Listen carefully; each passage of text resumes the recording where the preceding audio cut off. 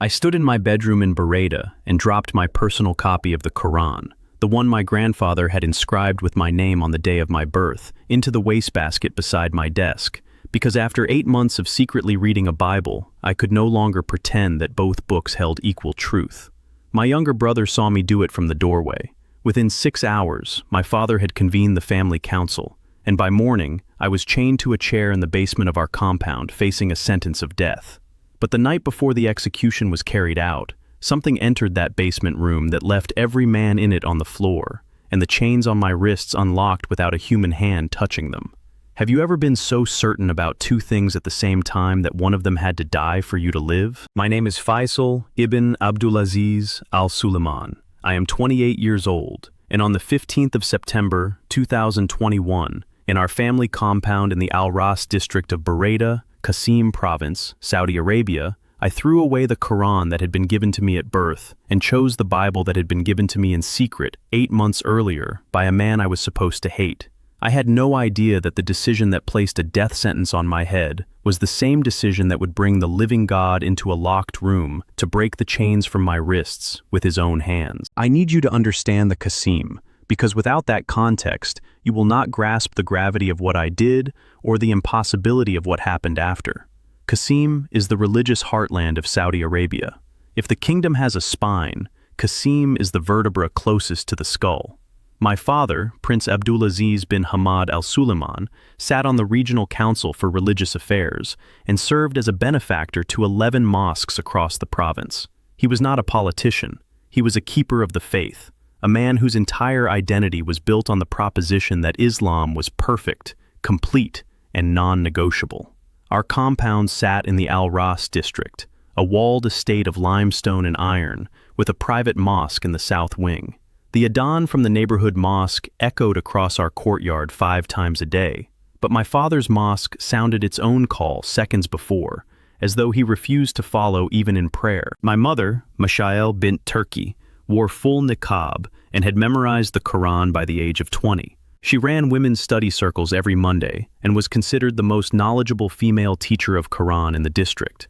The smell of bakur and Arabic coffee with saffron drifted through every corridor of that house like a permanent mist. And even now, those scents arrive in rooms where they do not belong and pull me backward into a world that no longer has a place for me. While other boys in our neighborhood raced dirt bikes through the flat stretches of desert beyond the city, or spent their afternoons at the market chasing each other between stalls of dates and fabric, I sat cross-legged on the carpet of my father's private mosque and memorized the Quran under his direct supervision. By the age of 13, I had memorized the entire text. By 15, I was reciting during Taraweeh prayers in front of congregations of 200 men. I never missed a prayer, not during a kidney infection that hospitalized me for 4 days, not during family travel to Egypt or Malaysia. The elders who gathered for council meetings at our compound would press their lips to my father's hand and say, "Allah has given the Qasim a son whose voice carries the weight of revelation." I fasted every Ramadan without a word of complaint, and added voluntary fasts because my father taught me that hunger was the truest form of obedience, a body choosing submission over comfort. By 25, I held a degree in chemical engineering from Qasim University. I managed technical operations for the family's industrial services firm. I was engaged to a woman named Lina bint Fahd al-Otaibi, the daughter of a military family selected by my mother and approved by my father without discussion.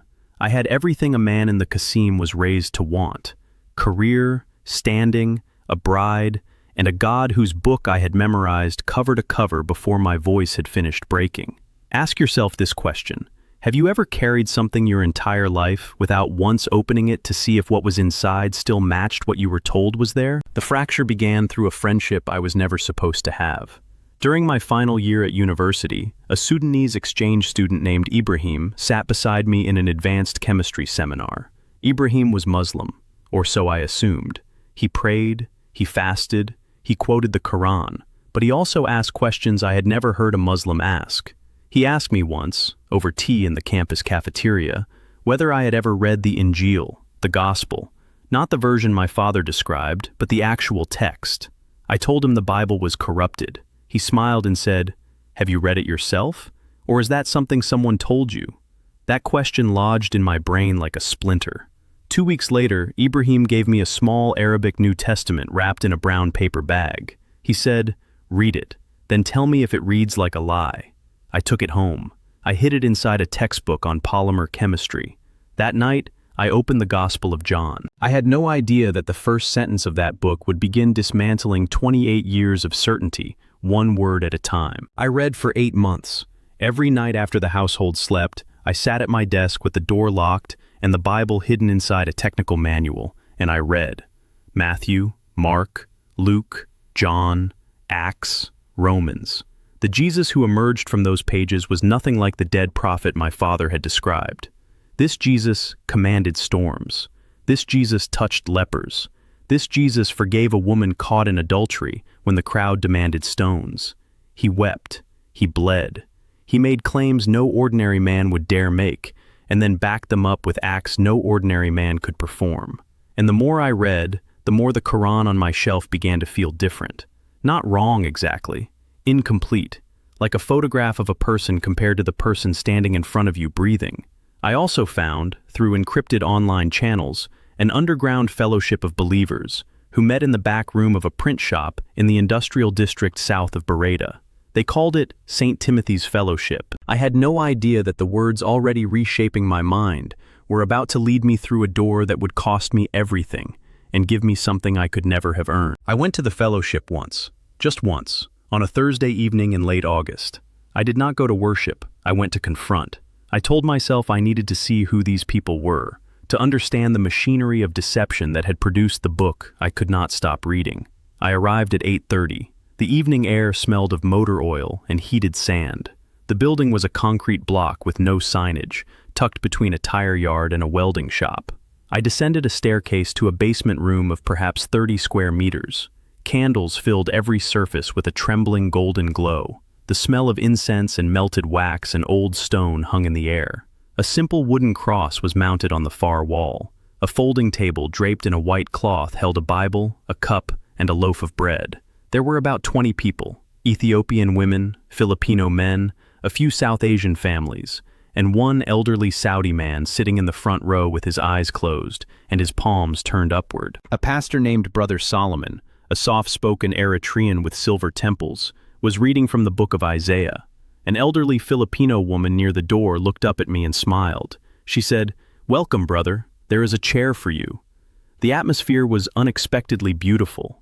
A peace pressed against me from every direction, the kind of peace that reminded me uncomfortably of the most transcendent moments I had ever experienced in my father's mosque. I sat in the back. I did not speak. I watched. I listened. When the reading ended, Brother Solomon looked directly at me, as though he knew exactly who I was and why I had come, and he said, "There is someone here tonight who has been reading God's word in secret. Jesus knows. He is not ashamed of you. He is proud of you." Those words hit me like a wall. Something cracked open inside my chest that I did not know was sealed. I stood up. I walked out. I drove home in silence. But the crack did not close. It widened. Every day, every night, for 2 more weeks, until the evening I sat at my desk, staring at 2 books side by side. The Quran my grandfather had inscribed with my name. The Bible Ibrahim had wrapped in brown paper. And I knew I could not carry both. One of them was life. The other was a life I had been performing. I picked up the Quran. I held it in my hands. I felt its weight. I felt my grandfather's handwriting under my thumb. And I placed it in the wastebasket beside my desk. Not with rage. Not with contempt. With the quiet, terrible grief of a man setting down something he had loved but could no longer believe. My brother Nawaf was standing in the doorway. He saw everything. Have you ever been so convinced you were defending truth that you did not realize the truth had already moved and you were guarding an empty room? Nawaf told my father within the hour. My father's response was immediate and absolute. By midnight, I was in the basement of the compound, seated in a metal chair with my wrists chained to a bolt in the wall. My father, my uncle Majid, Sheikh Ghanem, who served as the family's religious advisor, and 2 household guards stood around me. My father's face held no expression, only the cold, still fury of a man whose monument had just been defaced by his own son. Sheikh Ghanem declared that discarding the Quran was an act of blasphemy and apostasy beyond repentance. My father spoke one sentence. The sentence will be carried out tomorrow night. I was to be given 24 hours to recant. If I refused, the family would administer justice privately, and my name would be erased from every record as though I had never existed. That is when it happened. Not in that moment, but in the dark hours that followed. The night that changed everything I believed about God, about death, and about what it means to be truly free. I spent that day chained to the wall, alone. The basement was concrete, no windows, a single bulb overhead. The air smelled of damp stone and rust. I prayed, not to Allah. For the first time in my life, I prayed to Jesus. I said, if you are real, if everything I read is true, then I am about to die for choosing you. I need you to show me that you are worth dying for. I felt nothing. The hours passed. Evening came. I heard footsteps descending the stairs. The door opened. My father entered with Sheikh Khanem and my uncle Majid. One of the guards carried a blade. My father looked at me and said, speak the Shahada. Return to Islam. This ends now. I looked at my father. I loved him. I feared him, but I could not deny what I had read. I could not unsee the Jesus I had met in those pages. I said, Father, I cannot deny what is true. Jesus is the Son of God. I choose him. My father's face turned to stone. He nodded to the guard. The guard stepped forward. He raised the blade. The room exploded, not with sound, with light. A golden radiance erupted from the center of the floor and expanded outward like a shock wave made of warmth. It hit the guard first. He stumbled backward. The blade fell from his hand. Then it hit my uncle. He dropped to his knees. Then Sheikh Ghanem, who staggered against the wall and slid to the ground. Then my father. He did not fall gracefully. His legs gave out beneath him, and he landed on his knees and then forward onto his hands, his forehead inches from the concrete. The chains on my wrists made a sound, a sharp, metallic snap. Both shackles opened simultaneously. No one touched them. No key was turned. They simply fell away from my wrists and clattered onto the floor. I was free. And standing in front of me, between me and the men who had come to end my life, was a figure, robed in white. The golden light poured from him like breath. His face was more real than anything in that room. His eyes looked at me and held every page I had ever read, every night I had sat alone with his words, every tear I had hidden. He spoke, inside my chest, inside my bones. Faisal, you chose correctly. You set down one book, but you picked up the living word. I am here. No blade will touch you. Stand up and walk out. I will go before you. Tears poured down my face faster than I could breathe. I was weeping so hard my body shook. My father was on the floor with his face pressed to the concrete, making sounds I had never heard from him, sounds that were neither words nor cries, but something between the two. The guard was flat on his back, staring at the ceiling. Minutes could have been hours. Brother Solomon's words from the fellowship echoed inside me like a prophecy fulfilled. He is not ashamed of you. Ask yourself this question. How do you explain chains breaking without a key and a blade falling without a hand in a locked room beneath a compound in the most religious province in Saudi Arabia? I stood. I walked past my father. I walked up the stairs. No one followed. No one moved. I drove to the print shop in the industrial district and knocked on the door at 3 a.m. Brother Solomon answered. He looked at my wrists, raw and red from the chains. He looked at my face. He did not ask what happened. He said, "He brought you out, didn't he?" I collapsed into his arms and wept. He led me inside and sat with me until dawn. He read to me from the book of Acts about Peter in prison, about an angel who broke chains and opened gates. Then he held my hands and prayed with me. I said, "Jesus, I have been wrong about you my entire life. I threw away my grandfather's Quran because I found your truth and could not carry both. I am ready now. Forgive me, save me. I surrender everything." Brother Solomon wept. 2 Ethiopian women who had arrived early for morning prayer knelt beside us and praised God. Ibrahim, the friend who had given me the Bible, was contacted that same morning.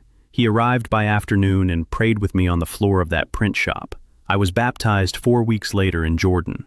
I chose the name Paul because Paul had been the most devoted persecutor of Christ who ever lived, and I understood what it meant to build your entire identity on something and then watch it crumble when you met the person it was supposed to point toward. What happened next changed everything about my place in the world. The cost was total. My father sent word through Nawaf the following day. His voice, relayed through my brother's trembling mouth, was cold. You are no longer my son. You are dead to this family. Your name will be removed from every record. You do not exist. My mother called once. She wept so hard the words dissolved. She said, "You have destroyed your grandfather's memory. You have destroyed me." She blocked my number. That was 3 years ago. My engagement to Lena was terminated with a single message from her family. This arrangement is void. Contact us again and there will be consequences. Former friends held funeral prayers for me. My engineering credentials were suspended. My access to the family firm was revoked. I fled to Jordan within days, then to a European country I cannot name. Everything I believed was about to be shattered, and it was. I lost my father, my mother, my brother, my country, my career, and the only name I had ever carried. But I gained everything that truly matters. I gained Jesus Christ. I gained the freedom of a man whose chains fell without a key. I gained forgiveness for sins so deep I am still discovering their roots. I gained a peace that has not wavered for a single day since that night in the basement. Look inside your own heart right now, and ask yourself whether the book you are holding is the one worth dying for or the one worth living for. 18 months after I arrived in Europe, I met a Christian woman named Miriam at the church where I worship. She was a Palestinian Christian from Bethlehem, a teacher who carried the quiet strength of a woman who had grown up praying in the city where Christ was born. We married at that same church. Brother Solomon, who had escaped Bereda months after me, offered the opening prayer. Ibrahim stood beside me as my best man. Today, I work with an underground ministry reaching Muslims across the Arabian Peninsula. I share my testimony through encrypted networks and secure meetings. Over 135 Muslims have given their lives to Christ after hearing what happened in that basement. Some were scholars, some were engineers, some were men who had memorized the same Quran I threw away and discovered, as I did, that memorizing a book is not the same as knowing its author. I still write to my parents twice a year. I send the letters through Ibrahim, who has family contacts who deliver them by hand. I have never received a reply. My daughter Mariam was born 9 months ago. The first words she heard were not the Adhan, but a hymn sung by her mother in Arabic, about a light that shines in darkness and cannot be overcome. I tell her every night that her grandfather is a man of great faith, and that one day he will discover the face behind the faith he already has. I believe that, if he can transform someone like me, a prince who memorized the Quran by 13 and threw it away at 28, because he found something so alive it made everything else feel like paper, then no conviction is too strong, and no chain is too heavy. The Saudi prince who dropped his grandfather's Quran into a wastebasket and chose a Bible wrapped in brown paper no longer exists. In his place stands a servant of Jesus Christ who would face that basement 1,000 times before he would deny the voice that broke his chains without a key. If Jesus can forgive and transform someone like me, someone who spent his life memorizing a text that taught him to hate the very God who came to set him free, then he can absolutely forgive and transform you, no matter what you have done or where you come from. The same Jesus who filled a locked basement in Bereda with golden light and snapped iron chains from a condemned man's wrists is standing before you right now through this very testimony. He is offering you the same freedom, the same unbreakable love, the same new life that changed everything for me. Jesus is calling you right now. Do not wait for chains to break or light to fill a room. He is already pursuing you. He has been pursuing you since before you pressed play. Will you let him in and discover the love that breaks every chain and opens every door?